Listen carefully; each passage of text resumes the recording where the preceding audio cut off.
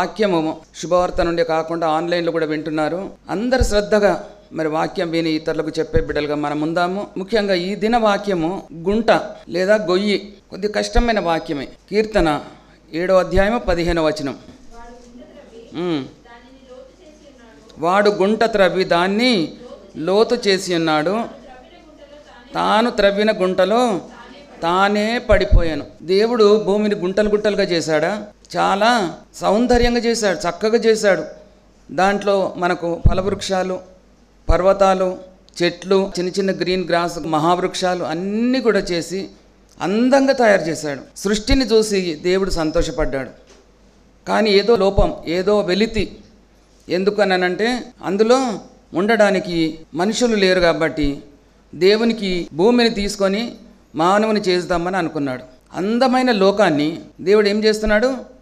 తవ్వి గుంట చేస్తున్నాడు. ఈ భూమిలో అంత అందమైన లోకాన్ని దేవుడు తయారు చేస్తే ఆదికాండం 1వ అధ్యాయం 2వ వచనంలో భూమి నిరాకారంగాను శూన్యంగాను ఆయన. ఎందుకు దేవుడు నిరాకారంగా చేసిండా? యెషయా గ్రంథంలో అంటాడు, భూమిని నిరాకారంగా శూన్యంగా చేయలేదు, దేవుడు మానవులకు నివాస స్థలంగా చేశాడు. నివాస స్థలంగా చేసిన దాన్ని శూన్యంగా ఎలాగైంది? ఎందుకు నిరాకారంగా అయింది? కాబట్టి ఈ నిరాకారమైన భూమిని దేవుడు మళ్ళీ అందంగా తయారు చేద్దామనుకున్నాడు. ఇందులో ఎన్నో గోతులు ఏర్పడ్డాయి. ఎందుకనంటే సాతాను దేవుడు తన్ని భూమి మీద పడేశాడు. ఎప్పుడైతే భూమి మీదకి లూసిఫర్ పడిపోయాడో, వాని అనుచరులు పడిపోయారో, భూమి నిరాకారంగా శూన్యంగా అయిందని. కీర్తన 7:15వ వచనం. ఈ కీర్తన బెన్యామీను వంశస్థుడైన కూషు యొద్ద నుండి దావీదు వచ్చినప్పుడు వీణ వాయిస్తూ ఈ కీర్తన పాడిండంట. ఈ కీర్తన 4 భాగంగా ఉందంట. ముఖ్యంగా దీంట్లో దుష్టులు అనే మాట ఉన్నది. దుష్టులు అనగా దుష్టత్వంతో నిండిన వారు, చెడుతనం కలిగిన వారు, విశ్వాసం లేనివారు, దుష్టత్వం వలనటువంటి దేవుని యందు విశ్వాసం ఉంచని వారు. ప్రపంచంలో ఎంతోమంది దుష్టులు ఉన్నారు. కాబట్టి ఈ భూమి మీద నీతిమంతులు ఉన్నారు, పాపులు ఉన్నారు, దుష్టులు ఉన్నారు, దేవత్వం కలిగిన వారు ఉన్నారు. ఇంతమంది కలిగిన ప్రపంచాన్ని దేవుడు మళ్ళీ అందంగా తయారు చేయాలని అనుకున్నాడు. కాబట్టి నీతిమంతుని పరిశుద్ధిని పతనం చేయడానికి, యథార్థవంతులను నాశనం చేయడానికి దుష్టులైన వారు గుంటలు త్రవ్వుతున్నారు. ఈ దుష్టులు ఎక్కడున్నారు? మన ఇంట్లోనే, మన మధ్యలోనే, మన స్నేహితులే, మన రిలేటివ్సే. వీళ్ళే ఏం చేస్తారంటే మన ఇంట్లో అన్నం తిని మన ఇంటి వాసాలు లెక్కబెట్టి పోయేవారు. దావీదును హతమార్చడానికి ఎవరు లేచారు? సౌలు లేచాడు. సౌలును ఎన్నోసార్లు దురాత్మ పట్టుకుంటే ఆయనను బాగు చేసిన దావీదును, తర్వాత ఇశ్రాయేల్ అందరినీ గెలిపించిన దావీదును చూడండి. అందరు కూడా సౌలుకు 1000 మంది, దావీదుకు 10,000 మంది అని అక్కడ పాటలు పాడినందుకు దావీదు మీద విషపు చూపు నిలిపి ఆయన ఒక్క దెబ్బకు నేను ఈయనను చంపేస్తానని ఈట విసురుతున్నాడు. ఆయనను ఏలేటటువంటి రాజు ఆయనను చంపడానికి అని సిద్ధమవుతున్నాడు. ఈలాగు మనల్ని కన్న తల్లిదండ్రులు లేదా కన్న కొడుకు, కూతురు తల్లిదండ్రులను చంపడానికి ప్రయత్నం చేస్తున్నారు. ఒకే ఇంట్లో ఉండి మరి ఇలాగూ మనం గుంటలు తవ్వుతున్నాం. కాబట్టి ప్రపంచంలో దేవుని భక్తులను పతనం చేయడానికి సాతాను అనేక మందిని ప్రేరేపించి లోతైన గుంటలను త్రవ్వుతున్నారంట. వాళ్ళు కొద్ది లోతే తవ్వితే వాడు మళ్ళీ లేసొస్తాడని భయానికి వాడు ఏం చేస్తున్నాడు? లోతు చేస్తున్నాడు. తర్వాత తాను తవ్విన గుంటలో తానే పడతాడని వానికి తెలియదు. ఇక్కడ యాకోబు, ఎంతమంది పిల్లలు యాకోబుకు? 12 మంది పిల్లలు. 10 మంది పిల్లలు ఉన్నప్పుడు యోసేపు తండ్రికి ఇష్టుడైన కుమారుడు కాబట్టి ఆయన కలలు కంటాడు. ఏమని కలలు కంటాడు? 10 మంది వచ్చేసి నాకు నమస్కారం చేస్తున్నారని, తర్వాత సూర్యచంద్రులు కూడా నమస్కారం చేస్తున్నారని. కల కన్నది కాకుండా లేచి వాళ్ళ నాన్నతో చెప్తున్నాడు, వాళ్ళ అన్నలతో చెప్తున్నాడు. వాళ్ళ అన్నలు ఏం చేశారు? ఆయన మీద పగబట్టారు. పగబట్టి ఏం చేశారు? వాళ్ళు ఏమీ కూడా చేయలేకపోయారు. తండ్రి చాలా బాగా ప్రేమిస్తున్నాడని ఒక విచిత్రపు అంగి ఆయనకు కుట్టించిండంట. అయితే ఆ అంగి కుట్టించినందుకు కూడా ఇంకా పగబట్టారు. ఈ 10 మంది అన్నలు ఏం చేశారు? గొర్రెలను, ఒంటెలను, గాడిదలను, ఎద్దులను, ఏవేవి ఉన్నాయో మందలన్నీ తీసుకొని చాలా దూరం వెళ్ళిపోయారు. ఆ మందలు ఎక్కడ గ్రీనరీ ఉంటే అక్కడ విడిచిపెట్టేసి వీళ్ళు నెలలుగా అక్కడ ఎడార్లలో ఉండిపోతారు. చాలా దినాలైంది, ఇంటికి రాలేదు. అందుకని ఇశ్రాయేలు అనగా యాకోబు యోసేపుని పిలిచి, మీ అన్నలు వెళ్ళిపోయి చాలా దినాలైంది, నువ్వు ఆహారము తీసుకొని వెళ్ళి వాళ్ళకి ఇచ్చేసి రమ్మంటే సరే అని చెప్పేసి వెళ్తూ ఉన్నాడు.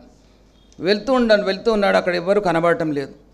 దూరం నుంచేమో వాళ్లకు యోసేపు కనబడుతున్నాడు, కానీ యోసేపుకు వాళ్ళు కనబడటం లేదు.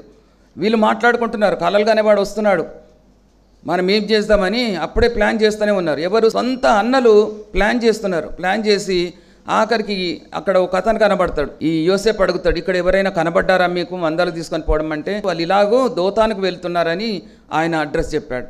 చెప్పే వరకు ఆ దోతానికి ఈయన వెళుతున్నాడు, తన అన్నలకు ఆహార పదార్థాలు ఇవ్వడానికి.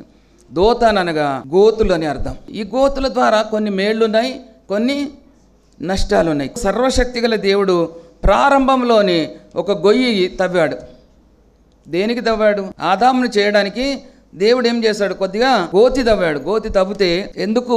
అందులోంచి ప్రపంచాలు రావాలి. ఒక మానవుని చేస్తే మానవు నుంచి ఎంతో మంది రావాలి, ఎంతో మంది వచ్చి ఆయనను మహిమపరుస్తారు. కాబట్టి ఆయన మంచి కొరకు గోతి తవ్వుతున్నాడు. అయితే గోతి తవ్వినప్పుడంట భూమి అడుగుతుందంట, అయ్యా ఎందుకు నాకు గాయం చేస్తున్నావని. అప్పుడు దేవుడు అంటున్నాడంట, నేను తప్పకుండా నీ గాయాన్ని నేను మాన్పుతాను, నీ గాయాన్ని నేను పొడుస్తాను, నువ్వు కొద్దిగా ఓపిక పట్టుమని. కాబట్టి ఎంత అందంగా, తర్వాత సౌందర్యంగా ఈ భూమిని దేవుడు సృష్టించాడు. సృష్టించినప్పుడు అక్కడ చూస్తే ఆయన ఒక గోతి తవ్వాడు, తర్వాత ఎన్నో గోతులు సాతానుగాడు చేశాడు. కాబట్టి భూమి మీద ఏమేమున్నాయి? చెట్లు, జంతువులు, మనుషులు, వృక్షాలు, ఫలం ఇచ్చేటివి, ధాన్యాలు ఇచ్చేటివి, పువ్వులు ఇచ్చేటివి, జంతువులు, మృగాలు, పక్షులు, తర్వాత వనములు, ఇవన్నీ కూడా దేవుడు మన కొరకు సృష్టించాడు. ఎంత అందంగా చేశాడు అన్నట్టు. చేసిన తర్వాత దేవుడు మట్టిని తీసి మానవుని చేశాడు. మానవుని చేసి ఏ మట్టితో చేశాడు? 40వ కీర్తన చూడండి. యెహోవా కొరకు నేను జ్ఞానముతో కనిపెట్టుకొంటిని, ఆయన చెవియొగ్గి నా మొర ఆలకించి. ఆయన మన మొర ఆలకించడం చాలా సంతోషం. నాశనకరమగు గుంటలో నుండి, జిగటగల దొంగ ఊబిలో నుండి ఆయన నన్ను పైకెత్తను కదా. ఒక్క ఆదాంలో నుండి ప్రపంచాలు బయటకు వచ్చాయి. ఇక్కడ చూస్తే ప్రపంచాలే కాకుండా దొంగ ఊబిలో నుండి, అంటే ఈ సాతాను కట్టిన కట్ల నుండి, సాతాను చేసిన గుంటలో నుండి లేదా ఊబిలో నుండి ప్రభు నన్ను పైకి లేపాడని. అయితే గుంట అనగా ఏంటంటే అలాంటి స్వభావం కలిగిన వారు నన్ను ఏం చేస్తారు? గుంటలో వేయడానికి వాళ్ళు ఎంతగానో తాపత్రయపడుతున్నారు. నా కొరకు గుంట తవ్వారని ఆయన ఎంతో బాధపడుతున్నాడు దావీదు గారు. ఇక్కడ చూస్తే యెషయా గ్రంథం 51:1-2, ఏ బండ నుండి చెక్కబడితిరో దాన్ని ఆలోచించుడి, ఏ గుంట నుండి తీయబడితిరో దాన్ని ఆలోచించుడి. హల్లెలూయా, హల్లెలూయా. మీరు ఏ బండ నుండి చెక్కబడతారో, బండ ఎక్కడి నుంచి వచ్చింది? భూమిలో నుండి. భూమి తవ్వితే, అందుకనే భూమిని తవ్వి అక్కడ బండగా చేసుకొని మళ్ళీ ఇంకా ఏమంటున్నాడంటే 40వ దావీదు కీర్తనలో 2 నుంచి చదవండి కిందికి. గుంట ఎందుకు తవ్వాడు? గోతిని ఎందుకు తవ్వాడు అంటే బండగా చేయడానికి, బండను తీయడానికి. ఆ బండ ఎవరంటే యేసుక్రీస్తే. ఆ బండ మీద మన పాదములు నిలపడానికి. ఎందుకనంటే జిగటగల దొంగ ఊబిలో మనము పడిపోతున్నాం, జారిపోతున్నాం. కాబట్టి ఆయన ఏం చేస్తాడంటే ఒక బండనేసాడు. ఆ బండనే క్రీస్తు. అందుకనే ఆ బండనే ఏమంటున్నాడు? నా మీద మీరు నిలబడండి, నా మీద మీరు ఇల్లు కట్టుకోనండి అంటున్నాడు. బండ మీద కట్టిన పునాది స్థిరంగా ఉంటున్నదని. ఈ బండను కొట్టండి అంటున్నాడు. నన్ను కొట్టినా కొద్ది నేను నీకు వరాలు ఇస్తాను, నన్ను కొట్టినా కొద్ది నేను నీకు దాహానికి ఇస్తాను, నన్ను కొట్టినా కొద్ది నేను నీకు ఆహారం ఇస్తాను. జీవాహారమును నేనే, జీవజలమును నేనే. హల్లెలూయా, గట్టిగా హల్లెలూయా. కాబట్టి క్రీస్తు అనే బండను చెక్కాడు. ఆ జిగటగల గోతిలో నుండి మనం జారిపోతున్నాము, మనము లోపలికి వెళ్ళినామంటే పైకి వచ్చే స్థితిలో లేము. కాబట్టి ఆయన బండను చెక్కాడు, ఆ బండ మీద నేను నిలిపాడు. అబ్రహాము జీవితం చూస్తే చీకటి జీవితం, అంధకారమైన జీవితం, బొమ్మలు అమ్ముకునేవాడు, విగ్రహారాధికుడు. ఆ చీకటిలో నుండి వెలుగులోకి రప్పించాడు. అందుకని ఏ గుంటలో నుండి తీయబడితివో, ఏ బండ నుండి మనము క్రీస్తు అనే బండలో నుండి మనం చెక్కబడ్డాము. అంతకుముందు మనం అలాంటి అంధకార జీవితమే జీవించాం. కాబట్టి క్రీస్తు అనే బండలో నుండి మనము వచ్చాం. కాబట్టి ఆ బండ మీద మనం నిలబడాలి. మళ్ళీ సాతాను సైడ్ మనం పోవద్దు. నా కాలు జారు చోటనే నేను నిలబడుకున్నాను అంటాడు. కాబట్టి కాలు జారే చోట మనము ఉండకూడదు. క్రీస్తు అనే బండ మీద మన పాదములు నిలపాలని. తర్వాత ఏమంటున్నాడు? ఇంకా నా పాదములు బండ మీద నిలిపాడు, నా అడుగులు స్థిరపరిచాడు. ప్రభువు ఏం చేశాడంటే గుంటను కదా, భూమి అడుగుతుంది, అయ్యా ఎందుకు నాకు గాయం చేస్తున్నామంటే నీ గాయాన్ని నేను పూడుస్తానంటున్నాడు. ఆ గాయంను పూడవడానికి దేవుడు ఏం చేశాడంటే గుంట చేశాడు. ఆ గుంటలో సర్వ మానవాళి కొరకు సిలువను పాతాడు. సిలువను పాతి తాను ఏం చేశాడనంటే ఆ గుంట పూడ్చడానికి అందరి పాపాలు ఆయన అమూల్యమైన రక్తం చేత కడిగి అందులో పూడ్చాడు. సభలు కూడా స్తోత్రాలు చెల్లిస్తాను. ప్రధానత్వము ఆయన నింపుకొని వచ్చాడు. తండ్రే ఆయనకు ప్రధానత్వం ఇచ్చాడు. మనకు ఒకరు అధికారం ఇవ్వాలి కదా. సీఎంని కానీ పిఎంని కానీ తర్వాత గవర్నర్ని కానీ ఒకరు ఎన్నుకుంటేనే వాళ్ళు అవుతారు, కానీ వాళ్ళంతా వాళ్ళు పోయి సీట్ మీద కూర్చోరు. కాబట్టి ఒకరు అధికారం ఇవ్వాలి. యేసుక్రీస్తు కూడా తండ్రి అధికారం ఇచ్చాడు. అందుకని ప్రధానత్వం కలిగి ఆయన ఉన్నట్టు ఇక్కడ చూస్తున్నాం. చూడండి, ఆదికాండం 49:3. రూబేను, నీవు నా పెద్ద కుమారుడవు, నా శక్తి, నా బలము, ప్రథమ ఫలము, నీవు ఔన్నత్యాతిశయము, బలాతిశయము నీవే. చూసారా, పెద్ద కుమారుడు, నీవు జ్యేష్ఠుడవు, నా బలము నీదే, నా ఔన్నత్యాతిశయం, ఔన్నత్యం ఉంది, అతిశయం ఉన్నది, నీవే అన్ని పుణికి పుచ్చుకున్నాడు. కానీ నీవు మతి చెలించిన వాడుగా అయిపోయావు. నీవేం చేశావు? నీ తండ్రి మంచం మీదకి ఎక్కావు. నీ తండ్రి మంచాన్ని మీరు అపవిత్రం చేశావు. కాబట్టి నీవు భ్రష్టుడైపోయావు. ఏ జ్యేష్ఠుని చూసినా కానీ వారు భ్రష్టుడైపోయారు. అందుకని జ్యేష్ఠుడిగా యేసుక్రీస్తు ప్రభు ప్రధానత్వం తీసుకొని వచ్చాడు అన్నట్టు. ఎందుకంటే భూమి మీద ఉన్న జ్యేష్ఠులు వాళ్ళు ఏమైపోయారు? భ్రష్టులైపోయారు.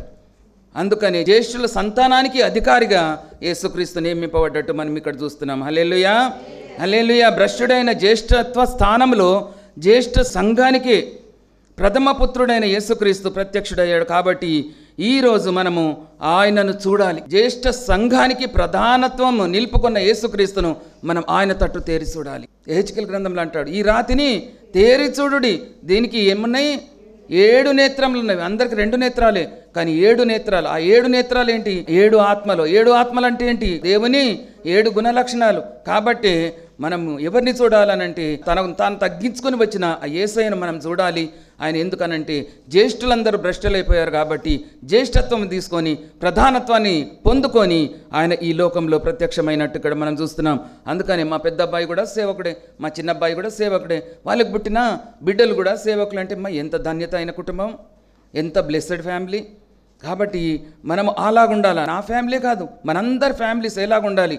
ప్రతి ఒక్కరు కూడా దేవుని నమ్ముకోవాలి. మనం బాప్తిస్మం తీసుకుంటున్నాము, బల్ల తీసుకుంటున్నాము, ఎంత పరిశుద్ధంగా ఉంటున్నాము, అందరిలాగా చేతులు ఎత్తి ప్రార్థిస్తున్నాము, ఆరాధిస్తున్నాము, గొంతెత్తి పాడుతున్నాము. మళ్ళీ అక్కడ వెళ్ళేసి అక్కడ తాగితిమి, తింటిమి, వాళ్ళతో కలిసి ఎగిరితిమి, ఏం లాభము? తప్పకుండా దానికి తగిన పనిష్మెంట్ ఉంటుంది. నీవు ఇటైనా ఉండు, అటైనా ఉండు అని. లేకపోతే నులివెచ్చని స్థితిలో ఉంటే నేను నిన్ను నోట్లో నుండి ఉమ్మేస్తా అంటున్నాడు. ప్రకటన గ్రంథంలో అంటాడు, నా దగ్గర కాటుక కొనుక్కో. కాటుకనంటే వాక్యమే, నీ కన్నులకు వాక్యము. అందుకని అలాంటి వారిలో మనం ఉండకుండా దేవుడు ఏం చేస్తాడనంటే, చూడండి, మనల్ని పైకి లేపడానికి ఆయన బండగా మారి ఆ బండతో భూమిని పూడ్చేశాడు. మళ్ళీ సిలువను చేసి సిలువ మీద ఆయన రక్తం కార్చి ఆ సిల్వ రక్తాన్ని అందులో పూడ్చి ఆయన మనల్ని పైకెత్తాడు. మనము ఆయన మీద నిలబడాలి, మన జీవితం ఆయనలో కట్టుకోవాలని ప్రభు మనతో మాట్లాడుతున్నాడు. హల్లెలూయా. అబ్రహామును బండగా మార్చాడు, ఆయనను క్రీస్తులో చెక్కాడు. ఆయన మళ్ళీ వెనుకకు తిరిగి చూడలేదు. 75 సంవత్సరాలు అప్పుడు నేను నీకు కుమారుని ఇస్తా అన్నాడు. 100 సంవత్సరాలైనా ఇవ్వలేదు. అయినా ఆయన కదలలేదు, ఆయన ఎక్కడికి పోలేదు, దేవుడు లేడని అనలేదు. ఎంత విశ్వాసంతో ఆయన చూస్తున్నాడు. చూసి ఆఖరికి 100 సంవత్సరాలకు వాగ్దాన పురుషుణ్ణి దేవుడు ఆయనకు అనుగ్రహించినట్టు మనం చూస్తున్నాం. హల్లెలూయా. అందుకని యేసయ్యను బండగా మార్చాడు.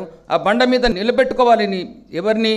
సర్వ మానవాళి సంఘంగా మార్చుకోవాలి. ఆ సంఘానికి పునాది ఆయన్ని, ఆ సంఘానికి బండ ఆయన్ని, సంఘానికి మూలరాయి ఆయన్ని, తలరాయి ఆయన్ని. ఆయన మీదనే మనం నిలబడాలి. కాబట్టి ఆయనతో మన జీవితంను స్థిరపరచుకోవాలని ప్రభు మనతో మాట్లాడుతున్నాడు. ఆ అధికారం దేవుడు యేసుక్రీస్తుకి ఇచ్చాడు, సాతానికి ఇవ్వలేదు. సాతాను అక్కడి నుంచి తన్నేశాడు. కాబట్టి ఇక్కడ యెషయా 53లో అంటున్నాడు, అతని నల్లగొట్టుటకు యెహోవాకు ఇష్టమైన. ఎవరైనా కొడుకుని నల్లగొడతారా? కొడుకును ఎవరైనా కొడితే అసలు ఎంత ధైర్యం అని మనం కొట్లాడకెళ్తాం కదా. కానీ మనందరి కొరకు తన ఏకైక కుమారుణ్ణి నలగగొట్టి కదా ఆ శిలువ మీదకి ఎక్కించి ఆయనను చంపడానికి ఆయనకు ఇష్టమైంది. ఎందుకు అనంటే మానవులందరూ కూడా నా బిడ్డలు, వీరందరూ నా సొత్తు, వారు చెడిపోవడానికి పడిపోవడానికి నాకు ఇష్టం లేదని ఆయన తన కుమారుణ్ణి మరి మనందరి కొరకు ఆయన సిలువలో చంపడానికి కూడా సిద్ధపడ్డాడు. కాబట్టి చూడండి, ఎందుకు అనంటే నేను ఎంతో చక్కగా భూమిని చేశాను, ప్రపంచాన్ని చేస్తాను, మళ్ళీ నాకు అదే అందమైన ప్రపంచం నాకు కావాలి, నా పిల్లలు నాకు కావాలి. పాపం చేత వీళ్ళు ఏమైపోయారు? కురూపిలైపోయారు. కాబట్టి వారి అందం వారికి రావాలి, వారి చక్కదనం వారికి రావాలి, నా స్వరూపం వారికి రావాలి. హల్లెలూయా. చప్పట్లు కొట్టి స్తోత్రాలు చెల్లిస్తాం. హల్లెలూయా, హల్లెలూయా. పిలాతు ఏమంటాడు? తన స్వజనులందరూ తీసుకొని వచ్చేసి యేసయ్యను అక్కడ అప్పచెప్తారు. ఎవరికి? యూదులకు అప్పచెప్పగానే నీవు యూదుల రాజువా అని అడుగుతాడు. ఒక్క మాట కూడా చెప్పాడు యేసయ్య. తర్వాత ఎన్నెన్ని మాట్లాడాన్ని ఏది జవాబు చెప్పకపోతే నిన్ను విడిపించడానికి నాకు అధికారం ఉన్నది అని అంటే, పైనుండి నీకు అధికారం ఇవ్వబడితే తప్ప నా మీద ఎవరికి కూడా అధికారం లేదు అని ప్రభు మాట్లాడుతుంటాడు. అందుకని ఆయన ఏమైనా చేయాలంటే ఎక్కడి నుంచి రావాలి అధికారము? పైనుండి, తండ్రి నుండి అధికారం రావాలా. ఆయన కాదు, నా ప్రాణం పెట్టడానికి మరలా తిరిగి తీసుకోవడానికి నాకు అధికారం ఉంది. ఈ భూమి మీద ఎవరికి కూడా అలాంటి అధికారం లేదు. అందుకని మీరు ఎన్ని గుంటలు చేసినా దానిలో నుండి నా ప్రజలను నేను పైకి లేపడానికి సమర్థవంతుడిని. హల్లెలూయా, గట్టిగా హల్లెలూయా. అందుకని అతడు త్రవ్విన గుంటలో వాడే పడతాడని. దోతాన్లో ఎన్ని గుంటలు ఉన్నవో కానీ ఈ అన్నలు ఏం చేస్తున్నారు? యోసేపు వస్తున్నాడు, కలలు కానిటోడు వస్తున్నాడు, మనమందరం వానికి నమస్కారం చేయాలని వాడు కలలుగా అంటున్నాడని దోతాన్లో గుంటలు ఉన్నవి, ఆ గుంటలో పడేశారు. పడేసిన తర్వాత మిద్యానీయులు అక్కడి నుంచి వస్తుంటే వాళ్ళకు అమ్మి వేశారు. దేవుడు ఏం చేశాడు? ఆ గుంటలో నుండి పైకి లేపించాడు. గుంటలో పడి ఉన్న నిన్ను కూడా దేవుడు చూస్తున్నాడు. సాతానుగాడు ప్రతి ఒక్కరి వెనుక తిరుగుతున్నాడని, ప్రతి ఒక్కరిని పడేయాలని చూస్తున్నాడని. ఆ గుంటలో పడవేయాలి, గొయ్యిలో పడవేయాలి, జిగటగల దొంగ ఊపిలో పడేయాలని. మనం ఒక్కొక్కసారి ఎట్లా అంటే చాలా క్లెవర్గా ఉంటాము, చాలా స్ట్రాంగ్ ఉంటాము, నేను అస్సలు శోధింపబడవద్దు, కానీ అనుకోకుండా ఏమైపోతాము? మనం జారిపోతాం. జారిపోయినా దేవుని కృప ఏం చేస్తుందనంటే అందులో నుంచి తప్పిస్తున్నాడు. హల్లెలూయా. దివారాత్రులు మన వెనుక తిరుగుతున్నాడంట. రక్షణ తీసుకున్న వారి వెనుక, అందరి వెనుక కాదు. ఎవరి నొసటనైతే దేవుని రక్తము పూయబడి ఉందో, నీవు నా సొత్తు అని ఉన్నదో, వాళ్ళ వెనుక దివారాత్రులు ఆయన కాపాడుతున్నాడంట. దివారాత్రులు ఆయన చూపులు మన అహర్నిశలు తిరుగుతూనే ఉంటున్నాయట. ఏమని? ఈ సాతానుకు కదా లోబడి చొరబడుతుందేమో, ఈమె తప్పిపోతుందేమో, వీడు తప్పిపోతాడేమో, ఆయన తప్పిపోతాడేమో, తప్పిపోయే స్థితిలో, పడిపోతున్నానని స్థితిలో మనుషులకు సహాయం చేసినప్పుడు నీవు నమ్ముకున్న నీ దేవుడు ఎంత సహాయం చేస్తాడండి? నీవు ఎప్పుడు పడిపోతావని చూస్తూ అహర్నిశలు నిన్ను కాపాడుతున్నాడని చూడండి. అందుకని ప్రతి రాత్రి నువ్వు పండుకునేటప్పుడు, ప్రతి పగలు నువ్వు లేచేటప్పుడు నువ్వు దేవుని స్తుతిస్తూ లేవాలి. నా ఆత్మ నీకు అప్పచెప్తున్నాను, పండుకుంటున్నా, నన్ను కాపాడు, లేస్తున్నా, నాకు సహాయం చేయి. కాబట్టి ఇలాగూ దేవుడు మనల్ని ఆయన అరచేతిలో చెక్కుకొని మనల్ని కాపాడుతున్నాడు. కాబట్టి మనకి ఏది కూడా అపాయం సంభవించడం లేదు. మిద్యానీయులకు తన సొంత అన్నలు యోసేపును అమ్మివేస్తే ఆయన ఎక్కడికి పోయిండు? ఈజిప్ట్లో ప్రాముఖ్యమైన ప్లేస్లో ప్రధానమంత్రిగా ఆయన ఎన్నుకొనబడి ఎన్ని కష్టాలు పడ్డాడో అవన్నీ అయిన తర్వాత దేవుడు ఆయనను ఎక్కడ? సింహాసనం మీద ఎక్కించాడు. అన్నలు వచ్చి అందరూ కూడా నమస్కారం చేశారు. కరెక్ట్ అయిందా కళ? మనం కళ చెప్తే, కళ భావం చెప్తే, ఏదైనా ప్రవచనం చెప్తే తప్పకుండా అది నెరవేరాలి. అది నెరవేరితేనే నా యేసయ్య చెప్పినట్టు, పరిశుద్ధాత్ముడు చెప్పినట్టు. హల్లెలూయా, హల్లెలూయా. అందుకని మనము మరి ఏ గుంటలో పడ్డామో, లేదంటే ఊబిలో పడ్డామో, ఎక్కడ పడ్డామో తెలియదు, కానీ దేవుని కృప మనల్ని ఆవరిస్తుంది. కాబట్టి మనం లేపి దేవుడు ఉన్నత స్థితిలో నిలబెట్టినట్టు ఇక్కడ చూస్తున్నాము. ఎస్తేరు గ్రంథంలో చూస్తే హామాను అమాలేకీయుడు, అమాలేకీయులను ఒక్కరిని అక్కడ ఉంచిన వాడు ఇశ్రాయేలుకు శత్రువు. అమాలేకీయుడు అంటే సాతాను సంబంధి. కాబట్టి దుష్టుడైన హామాను ఏం చేశాడంటే, మొర్దెకై నాకు నమస్కారం చేస్తలేడని ఏం చేసిండు? ఆయన ఉరికొయ్య ఒకటి మొర్దెకై కొరకు ఆయన చేసి పెట్టాడు. ఇక్కడ సరిగ్గా వాక్యం సరిపోతుంది కదా. వాడు గుంట త్రవ్వి దాన్ని లోతు చేసి ఉన్నాడు, తాను త్రవ్విన గుంటలో తానే పడిపోయాను. చూసారా? దుష్టుడైన హామాను మొర్దెకై కొరకు ఉరికొయ్య చేశాడు. ఎందుకు ఉరికొయ్య చేశాడు అనంటే ఆయనకు నమస్కారం చేయలేదని. ఆయన ఫ్రెండ్స్ అనుచరులు ఏమంటున్నారు? ఆయన యూదుడైతే మాత్రము నీకు అసలు నమస్కారం చెయ్యడు అని. చూసారా? ఎందుకు? దేవునికి ఒక్కనికే నేను నమస్కారం చేస్తా, దేవునికి ఒక్కనికే నేను వంగుతానని. ఆయన యూదుడు కాబట్టి నీకు నమస్కారం చేయలేదంటే ఆయన చంపడానికి రెడీ అయ్యిండు ఒక్క నమస్కారం కొరకు. ఉరికొయ్య చేశాడు. కానీ దేవుడు ఏం చేశాడనంటే రాజుకు జ్ఞానం కలగజేశాడు. రాజుకు జ్ఞానం కలగజేసి ఆ దుష్టుడైన హామాను చేసిన ఉరికొయ్య మీద వాణ్ణి ఎక్కించాడు. హల్లెలూయా. వాడు తవ్విన గుంటలో వాడే పడానంటే వాడొక్కడు కాదు, వానితో సహా వాని జనాంగం అంతా పడిపోయింది. 70,000 మందిని చంపాడంట. యూదులను చంపడానికి ఎవరైతే ప్లాన్ చేస్తారో వాళ్ళందరూ కూడా చచ్చిపోయారు. దేవుడు అంత ప్రతీకారం తీసుకున్నాడు. ఎందుకనంటే మనం ఆయన సొత్తు కాబట్టి. అలనాడు యూదులు, ఇప్పుడు మనము. నీ మీద ఈగ వాలనివ్వడు, నీ మీద ఒక శత్రువు ఓరచూపు చూడనివ్వడు. హల్లెలూయా. గట్టిగా హల్లెలూయా. అందుకని 70,000 మంది వ్యక్తులను ఆ గోతిలో పడేశాడు దేవుడు. హామాను 10 మంది కుమారులను, అలాగే యూదులు ఇశ్రాయేల్ అందరు ఆ దినము అందరూ కూడా రక్షింపబడ్డారు. అంటే మరణం నుండి రక్షింపబడ్డారు, గుంతలో పడకుండా రక్షింపబడ్డాడని ఇక్కడ మనము నేర్చుకుంటున్నాం. కాబట్టి ఎక్కడ మరణం ఉంటే అక్కడ జీవం ఉంది.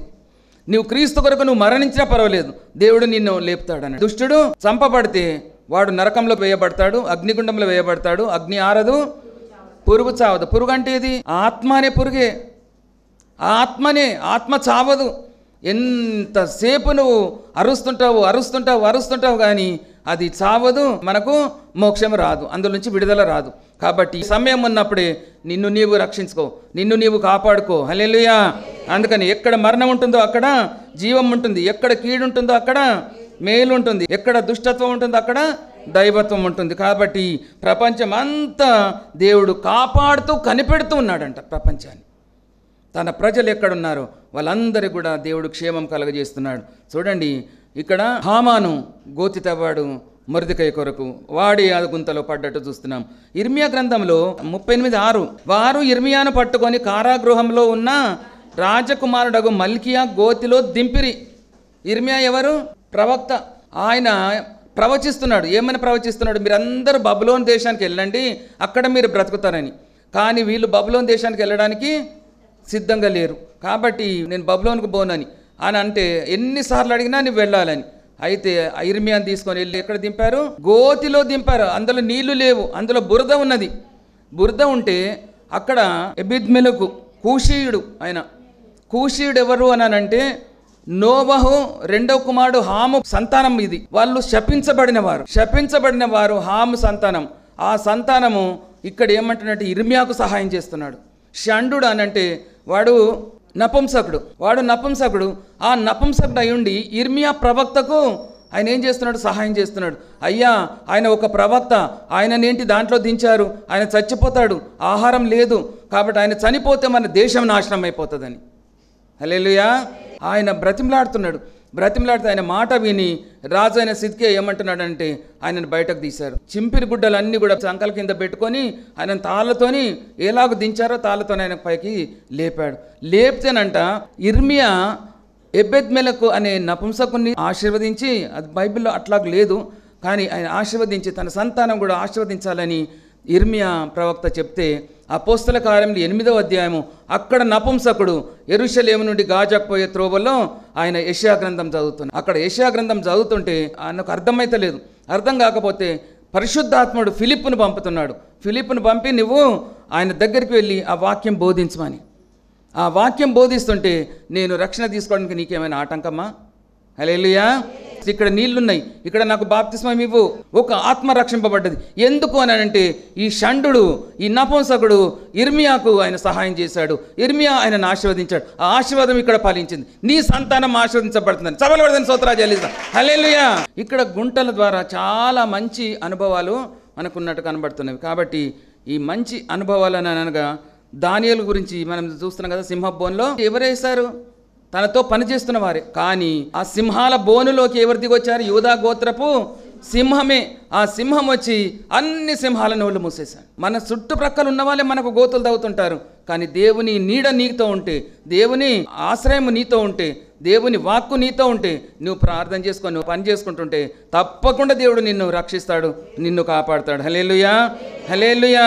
అందుకని నాశనకరమైన గుంట అనగా దేవుడు భూమికి చేసిన గుంట, యోసేపు తన అన్నలకు చేసిన గుంట, ఇర్మియాకు బబులోను వారు రాజు వేసిన గొయ్యి, దానియేలుకు సింహబోను అనే గుంట, షద్రక్ మేషక్ అబేద్నెగో అగ్నిగుండం అనే గుంట, మొర్దెకైకి హామాను చేసిన గుంట. ఈ గుంటలు గోతిలు ఎంత భయంకరంగా ఉన్నాయో చూడండి. కాబట్టి మన కొరకు దేవుడు ఏం చేశాడు? ఆ గుంట తవ్వాడు. ఆదాము కొరకు తవ్విన గుంట మన కొరకు, మనల్ని రక్షించడానికి. కానీ యేసుక్రీస్తుకు మనం చేసిన గుంట, మనం తవ్విన గుంట, గొయ్యి, ఆ సిలువను అక్కడ పాతారు. పైకి కూడా అంత ఎత్తు, అంత లోతు, అంత పాతి దాని మీద ఆయన వ్రేలాడబడ్డాడు.